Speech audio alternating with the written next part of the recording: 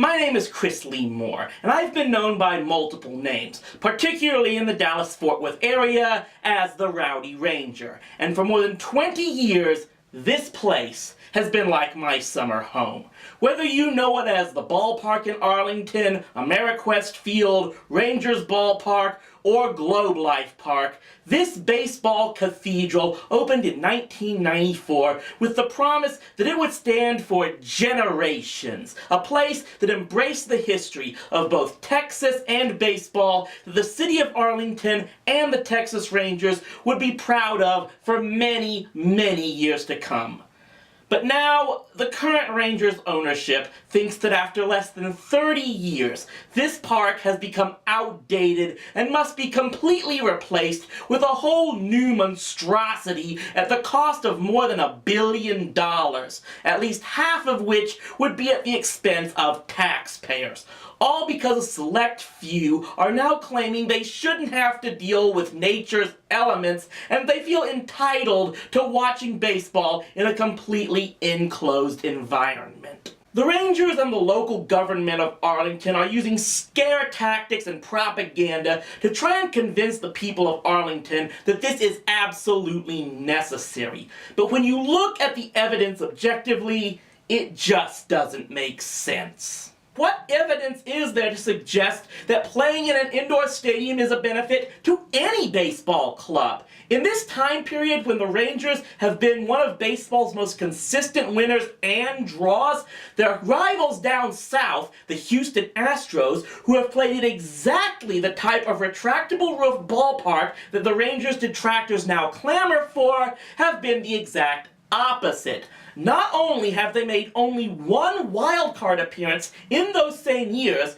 but they lost more than 90 games for 4 straight years, from 2011 to 2014, losing more than 100 games 3 straight years. And they've also finished in the bottom half of their league in attendance for 8 straight years now. In their entire history, they've only drawn 3 million in attendance twice, just like the Rangers. And the Astros are not an anomaly in this case. In the more than 50 years since indoor baseball became a possibility, only 7 teams have made the World Series while playing indoors. This year, not only did 4 of the 7 teams that currently play indoors finish below 500 for the season, but 6 of those 7 teams were in the bottom half in attendance in Major League Baseball this year, while the top 2 teams in attendance were also clubs that play outdoors in warm weather cities. In fact, Los Angeles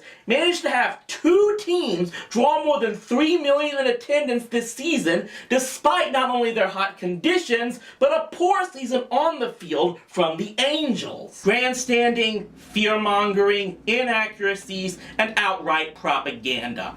All weapons being used by both the current Texas Rangers ownership and the city of Arlington to try and scare its citizens into handing over at least $500 million in public tax money to a mega million-dollar private organization in order to replace a fully functioning ballpark with a new gaudy monstrosity, all to satisfy elitist, rich, spoiled individuals who think they can't enjoy baseball if it's out in the elements, many of whom don't even live within the city of Arlington and did not support the ball club until it truly became trendy to do so.